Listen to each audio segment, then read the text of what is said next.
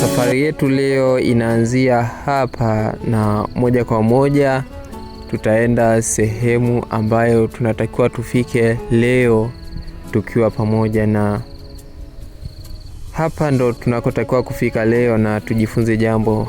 Bustani yetu hii hapa na ni bustani ya mboga mboga ambayo imeandaliwa kwa vifaa vya kawaida kabisa.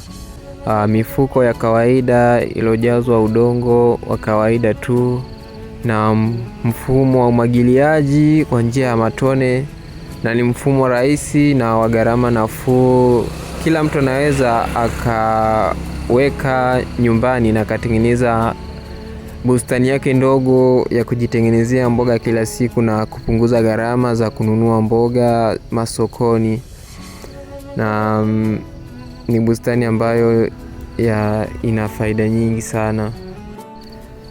Pia ni bustani ambayo unaweza ukahamisha kutoka sehemu moja kwenda sehemu nyingine pia.